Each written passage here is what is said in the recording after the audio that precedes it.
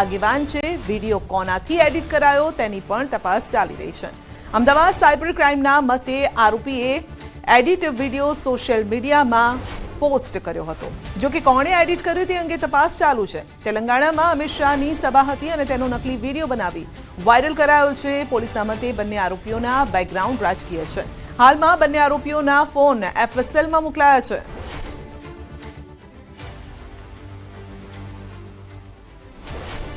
તો અમિત શાહનો અસલી અને નકલી વિડીયો બંને અમે આપને બતાવી રહ્યા છે, જેમાં તોડી મરોડીને આ વિડીયો એટલે કે એડિટ કરીને પોસ્ટ કરવામાં આવ્યો છે અને ખોટી માહિતી ફેલાવવાનો હેતુ હોઈ શકે છે। જો કે આ અંગે તપાસ ચાલી રહી છે। પૂછપરછ કરવામાં આવશે કે કોના કહેવાથી આ કરવામાં આવ્યો છે। જે પણ બંને વ્યક્તિઓના નામ સામે આવ્યા છે બંનેને પૂછપરછ કરવામાં આવશે અને ત્યારબાદ વધુ વિગતો પણ સામે આવી શકે છે, પરંતુ બેકગ્રાઉન્ડ રાજકીય છે તે પ્રાથમિક તપાસમાં સામે આવ્યું છે। કેન્દ્રીય ગૃહમંત્રી સાહેબની એક સ્પીચ હતી જેને એડિટ કરીને એ વિડીયો ખોટી રીતે સોશિયલ મીડિયા પર વાયરલ કરવામાં આવ્યું હતું।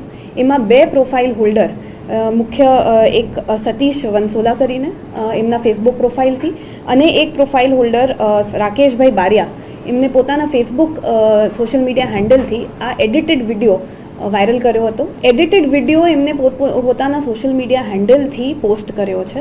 જે વિડીયો એડિટ કરનારની હજી આપણે તપાસ ચાલુ છે। એમને વિડીયો કયા માધ્યમથી મળ્યો હતો, એમને વોટ્સએપ ગ્રુપના માધ્યમથી મળ્યો હતો, પણ એમાં હજી આપણે આગળ તપાસ કરીએ છીએ કે આ કઈ રીતનો વિડીયો એમને મળ્યો છે। એક સતીશભાઈ વંસોલા કરીને છે જે મૂળ પાલનપુરના છે અને રાકેશભાઈ બારિયા કરીને છે જે દાહોદના છે, લીમખેડાના, અને બંને જણ પ્રથમ દ્રષ્ટિએ પ્રાથમિક તપાસમાં રાજકીય સાથે જોડાયેલા છે। હજી અમે આગળ એમના બેકગ્રાઉન્ડની તપાસ કરી રહ્યા છીએ। તો આવતીકાલથી પીએમ મોદીનો ગુજરાતમાં ધુઆંધાર પ્રચાર। 1 અને 2 મે પીએમ મોદીનો ગુજરાતમાં પ્રચંડ પ્રચાર છે। 2 દિવસ ગુજરાતમાં રોકાશે પીએમ મોદી। 2 દિવસમાં 15થી વધુ લોકસભા બેઠકો માટે પ્રચંડ જનસભાને સંબોધિત કરશે। ગુજરાતમાં પીએમ મોદી 6 સભાઓ ગજવશે। સૌરાષ્ટ્ર, ઉત્તર ગુજરાત, મધ્ય ગુજરાતને આવરી લેવાશે। બનાસકાંઠા, પાટણ, સાબરકાંઠા, મહેસાણા, આણંદ, ખેડા, સુરેન્દ્રનગર, જૂનાગઢ, પોરબંદર, અમરેલી, જામનગર લોકસભા બેઠક માટે કરશે પ્રચાર। વિશાળ જનસભાને સંબોધિત પણ કરશે, જેમાં 1 મે બપોરના 3 કલાકે બનાસકાંઠાના ડીસામાં, બપોરના એટલે કે સાંજે 5 કલાકે હિંમતનગરમાં, બીજી તારીખે સવારે 11 કલાકે આણંદમાં, બીજી તારીખે બપોરે 1 કલાકે વઢવાણમાં, બીજી મે બપોરના 3 કલાકે જૂનાગઢમાં અને સાંજે 5 કલાકે જામનગરમાં જનસભાને સંબોધિત કરશે। આ 6 જનસભાઓથી 15 લોકસભા બેઠકને આવરી લેવાશે।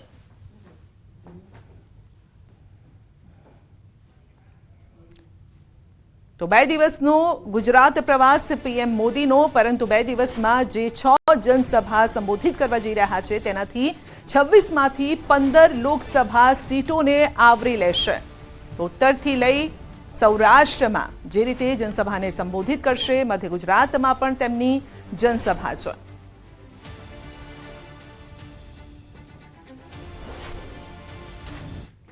કેન્દ્રીય ગૃહમંત્રી અમિત શાહ આજે ફરી ગુજરાતમાં પ્રચંડ પ્રચાર કરશે। અમિત શાહ આજે અમદાવાદમાં પ્રચાર સભા સંબોધિત કરશે। નરોડામાં અમિત શાહની ચૂંટણી સભા છે। અમદાવાદ પૂર્વ બેઠકના ભાજપના ઉમેદવાર હસમુખ પટેલના સમર્થનમાં સભા કરશે। નરોડામાં આજની જાહેર સભાને લઈને શહેર ભાજપ પ્રમુખ અમિત પી શાહે નગરજનોને આપ્યો છે આવકાર।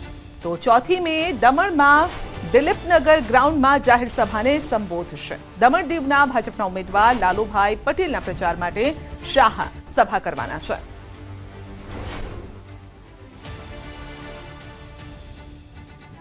આપને નિમંત્રણ પાઠવું છું કે આજે 30મીએ મંગળવારે સાંજે 7 વાગે કેન્દ્રીય ગૃહમંત્રી આદરણીય અમિતભાઈ શાહની જંગી જાહેર સભા નરોડા બજારમાં રાખી છે। આપને આપના પરિવાર સાથે પધારવા મારું ભાવભીનું નિમંત્રણ છે। વડોદરામાં ક્ષત્રિય અસ્મિતા સંમેલન યોજાયું। માણીજામાં યોજાયું ક્ષત્રિય અસ્મિતા સંમેલન, જેમાં ક્ષત્રિયોએ કુળદેવીના સોગંદ ખાઈને શપથ લીધા છે। ભાજપને મત ન આપવાના શપથ લીધા છે। તો આગેવાન મહેન્દ્રસિંહ રાઠોડે રાહુલ ગાંધીને પપ્પુ કહી મંદ બુદ્ધિનું બાળક કહ્યું છે। સોસાયટી અથવા આજુબાજુના મહોલ્લા દાંતાના ભચડિયા ગામે દાંતા અમીરગઢ અને વડગામ તાલુકાના ક્ષત્રિય સમાજના લોકોનું સંમેલન યોજાયું. ભાજપના પ્રવક્તા મંત્રી ઋષિકેશ પટેલની હાજરીમાં ઉત્તર ગુજરાતનું સૌપ્રથમ ક્ષત્રિય સમાજનું સંમેલન યોજાયું. ત્યારે ક્ષત્રિય સમાજના અગ્રણી જયરાજસિંહ પરમારે ભાજપને સમર્થન આપતા કહ્યું છે કે અમને તો રાજપૂત નહીં પરંતુ ભાજપૂત કહ્યા, છતાં અમે બોલ્યા નથી અને રાજપૂતો નહીં ભાજપૂતો કહી વ્યક્તિગત અમારું અપમાન કર્યું છે. એવા આગેવાન જેમણે સમાજમાં કોઈ ઋણ નથી અને પોતાની વ્યક્તિગત છબી ચમકાવવા માટે સમાજનું નેતૃત્વ કરી રહ્યા છે, સમાજના યુવાનોને ઉશ્કેરી રહ્યા છે અને આ સાથે તેમણે કહ્યું છે કે ક્ષત્રિય સમાજની સામે નહીં સાથે છીએ. ત્યારે ક્ષત્રિય સમાજના ભાજપ સાથે જોડાયેલા તમામ આગેવાનો ભાજપ સાથે છે અને ભાજપને સમર્થન કરશે. આ સમયે રાજ્યના પ્રવક્તા મંત્રી ઋષિકેશ પટેલે પણ વાતને સમર્થન આપતા જયરાજસિંહની વાત સત્ય ગણાવી. અમને તો ભાજપૂતો કહ્યા છે તો પણ અમે બોલ્યા નથી. રાજપૂતો નહીં ભાજપૂતો અમને વ્યક્તિગત અમારું અપમાન કર્યું છે તોય અમે સહન કર્યું છે. એવા આગેવાનોને કે જેમનું સમાજમાં કોઈ ઋણ નથી, યોગદાન નથી, પોતાની વ્યક્તિગત છબીઓ ચમકાવવા માટે સમાજનું નેતૃત્વ કરી અને સમાજના યુવાનોને ઉશ્કેરી રહ્યા છે. આજથી આની શરૂઆત કરી છે એટલે માટે કહું છું, ક્ષત્રિય સમાજની સામે નહીં, ક્ષત્રિય સમાજને બતાવી દેવા માટે નહીં, ક્ષત્રિય સમાજની સાથે છીએ, એની લાગણી સાથે માગણી સાથે બધા જ. પણ હવે જ્યારે રાજકારણના મેદાનમાં ચૂંટણીના મેદાનમાં જવાનું છે ત્યારે ક્ષત્રિય સમાજના તમામ ભાજપ સાથે જોડાયેલા આગેવાનો ભારતીય જનતા પાર્ટીનું કામ કરવાના છે. જયરાજસિંહભાઈએ રાજેન્દ્રસિંહજીએ ખૂબ સારી અને સત્ય સનાતન સત્યની વાત કરી અને લાગણીઓના ઘોડા ઉપર લાગણીઓના પૂર ઉપર હંમેશા કોંગ્રેસ તૃષ્ટિકરણના કારણે સત્તા ઉપર આવતી રહી છે, પરંતુ આ વખતે પણ એનો પ્રયાસ એને કરી ચૂકી છે, અત્યારે ચાલુ પણ છે. પરંતુ મારે કહેવું જોઈએ કે હવે ક્ષત્રિય સમાજને પણ ખબર પડી છે. મતદાન વધારવા અમૂલ ફેડરેશન ચેરમેનનો નિર્ણય છે. દૂધ ઉત્પાદકો મતદાન કરે તે માટે નવી પહેલ કરાઈ છે. 1 લીટર દૂધ પર ₹1 વધુ અપાશે. મતદાનનું નિશાન બતાવ્યા બાદ મળશે રકમ અને દૂધ ઉત્પાદકો વધુ મતદાન કરે તે માટે આગવી પહેલ છે. સાબર સહિતના દૂધ ઉત્પાદકોને ફાયદો થશે.